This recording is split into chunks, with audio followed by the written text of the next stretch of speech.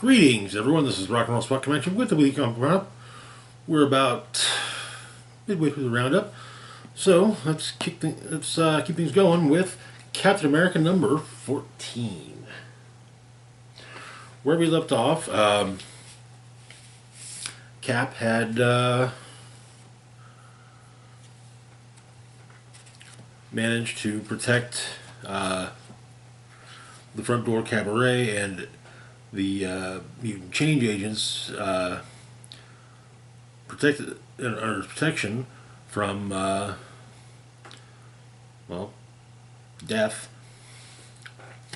However, Cap's saving the cabaret led to him having to give up his, basically the life that he'd been offered by the proprietor of the cabaret, Lyra, the embodiment of life, by basically getting to live out his life had he not been frozen in the ice. And so, the issue opens 6 weeks ago in Oklahoma. Thor is surveying the wreckage of what once was the town of Broxton, which for a while was home to Asgard. And so the town, the neighboring town,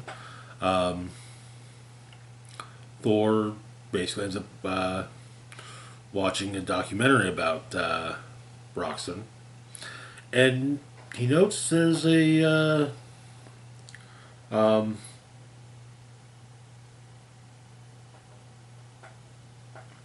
distortion in the images. But the owner of the shop can get in contact with the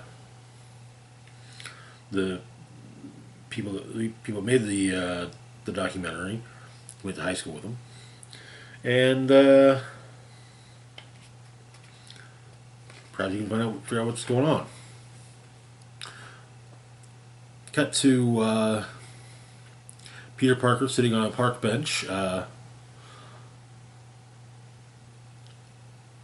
wanting to call Captain America, see if he wants to get dinner. But he's apparently the last time that he called Steve was when he thought that the Sinister Six were coming to kill him, and he already had a cracked rib, and he needed some help. But it ended up being a false alarm, and he wasted Cap's entire evening. And, well, Peter still cringes when he thinks about it. But he's got Cap's info pulled up on his phone and doesn't call. Thor, meanwhile, is talking with former S.H.I.E.L.D. agent Roz Solomon, an ally of Asgard, trying to figure out what's with the documentary footage, and she's been able to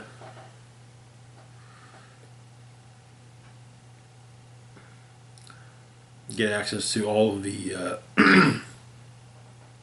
security cameras that were in Broxton, and turns out all of the security camera footage from that same time frame has that distortion. Roz wants to know what happened. Nothing that they know that anyone knows what happened. But what was it? What was it? What did it do? And most important, why did it do what it did? And who decided it had to be done? Then we get to Steve. He's got some bagels. He's got a book to read. He's got some music. Just enjoying a night as Steve Rogers, not as Captain America. But one of his neighbors Mrs. Rosen comes to check on him, see how he's doing, and turns out that Steve doesn't really hang out with like other superheroes, and it's explained that a lot of that is that, like, say, well, Steve Rogers and Peter Parker went out to dinner. Just a little diner on the in Brooklyn, and well, Steve Rogers is everyone knows he's Captain America, but Peter Parker's identity of Spider-Man is a pretty closely guarded secret, and so if someone might see, like, say, White Rabbit or Kareem, White Rabbit's chief lackey. If he passed by this diner in Brooklyn and noted, oh, that's that guy that takes pictures of Spider-Man and whatnot. The old boss was used him as a go-between for him with Spider-Man. What's he doing with Captain America? Huh. I mean, Captain America and Spider-Man are pals, I think, and, well, maybe this guy is worth looking into. So it's out of safety. But after Mrs. Rosen leaves, Steve calls Peter, invites him over for dinner at his place. And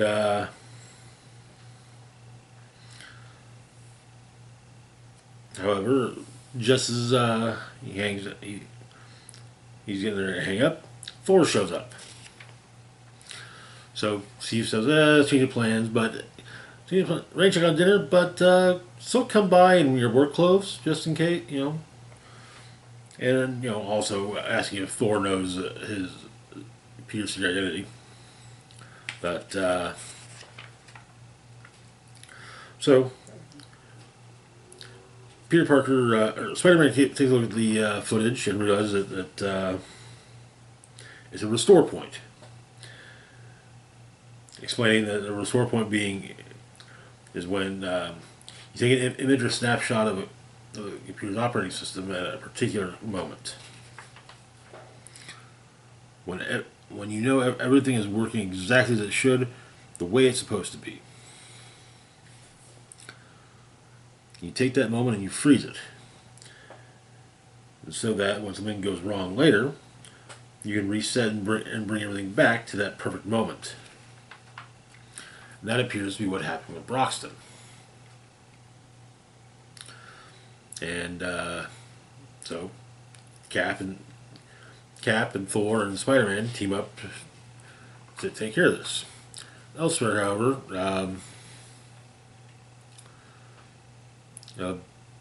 being of light and darkness takes on a what seems to be an Asgardian warrior, made up of just light and darkness, as well as a horde of Asgardian warriors. And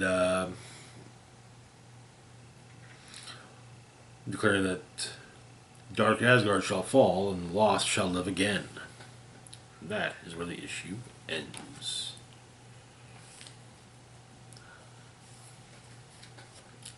Kind of ominous closing. I get the feeling that's going to be what leads to the we're going to get the resurrection of Broxton. So that's good. That's cool.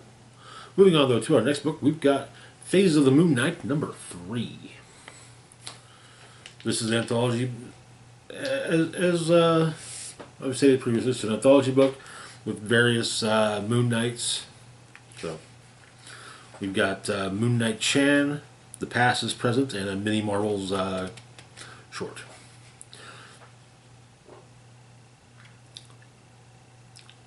But Moon Knight Chan takes place in the story opens in Kabukicho Okubo Park. Moon Knight, basically Moon Knight Chan, Moon Knight, the lunatic angel, beheads a guy, and basically ends up having to deal with some kind of messed up stuff, including a insectoid kaiju of dead criminals. But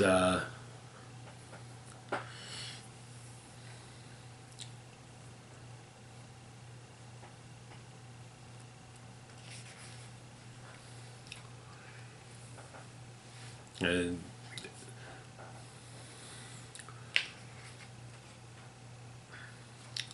basically Moon Knight Chan is also has divergent personalities, so, and basically seems to combine them with as the story ends. Next one, Past is Present. At the Museum of the American Hero,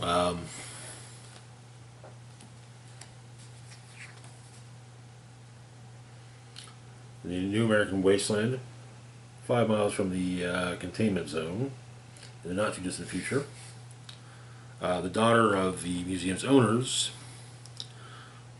is just hanging out and just wondering, why they even bother keeping this thing up, because no one goes to see it.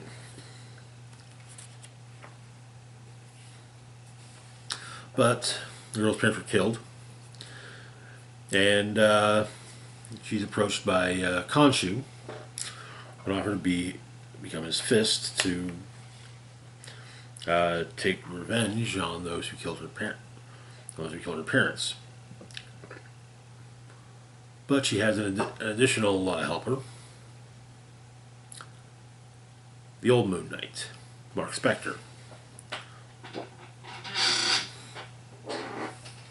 And so turns out that the Museum of the American Hero is actually a way station to offer help to those who can escape the containment zone and want to live a life free of violence. They've been vaccinating refugees for decades. However, the men that killed them want to spread the virus to the rest of the country, which strips people of their empathy and leaves them as remorseless, superhuman killing machines.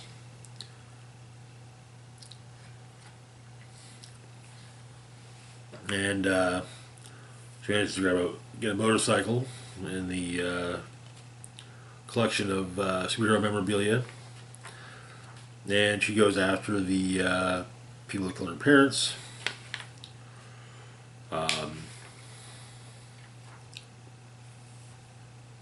She doesn't really listen. She doesn't really listen too terribly much to Moon Knight, but it would seem she has a brutality streak.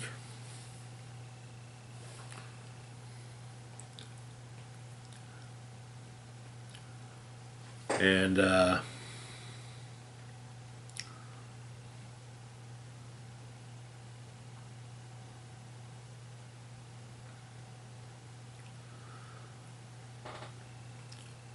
after she kills the people who killed her parents, she tries to make sure that basically others cannot follow in the foot. Others won't suffer the same fate as her parents. And then the story ends. The mini Marvels one is just the Shroud's return. Shroud popping up with Moon Knight and telling the others that the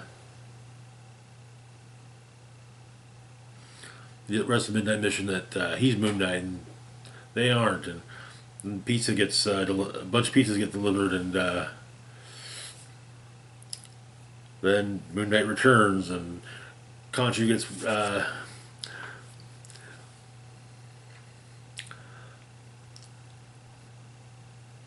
Moon Knight returns to the Iron Fist, the other Iron Fist. Then there's a whole group of multicolored Moon Knights, including a Skrull Moon Knight. But Moon Knight actually comes back, and Khonshu, and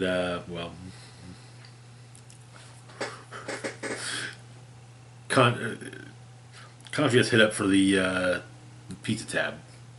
Don't know if he's gonna pay it, but wouldn't even know how he would pay it. But I mean, maybe he's got some loose change in his robes. And that is where the issue ends. Good issue.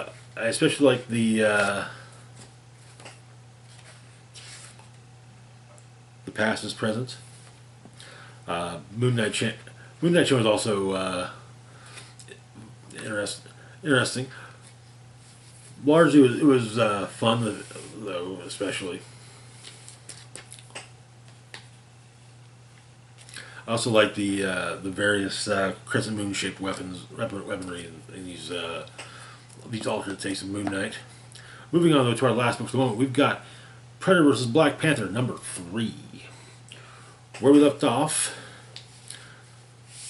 the Yautja had made their move toward taking the Great Mound, and Shuri was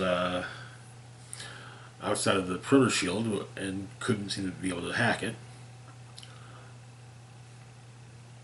Though T'Challa is back in Wakanda. So the issue begins at the Great Mound. The Yautja leading the hunting party is imagining vibranium weaponry, starships, and of course the throne with his bow skull. But it turns out that Okoye is also dealing with the Yautja in her own way, and she links up with T'Challa. Apparently, T'Challa learned that Wakandans had, in fact, recently taken on the Black Panther. Outside of the perimeter,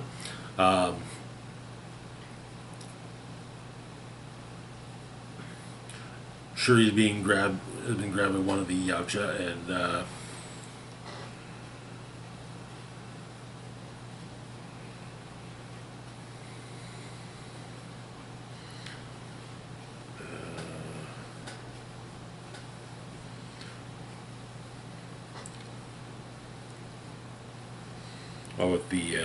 while with the Water Priest. However, the Water Priest is trying to help her from being taken by the Yautja. The shield, however, the Yautja spear kills him, and Shuri fights with one of the Yautja, and ends up also calling for a distress call. General distress calls any superheroes in the vicinity of Wakanda. But apparently,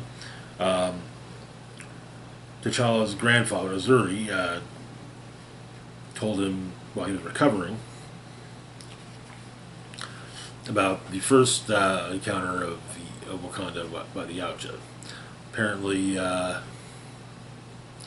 they burned the bodies after defeating the Yautja, but they managed to incorporate or utilize Yautja technology for the country's cloaking shield.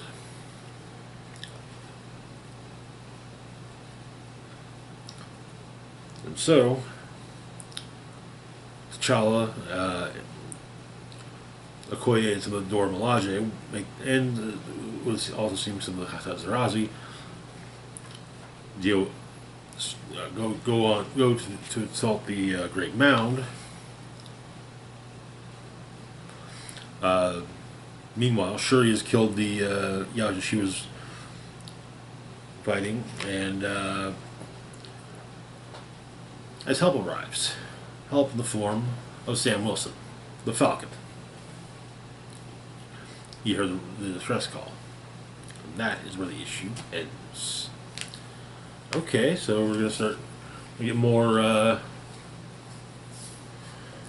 At least Falcon getting involved in the fight against the Yaksha. Maybe some of the other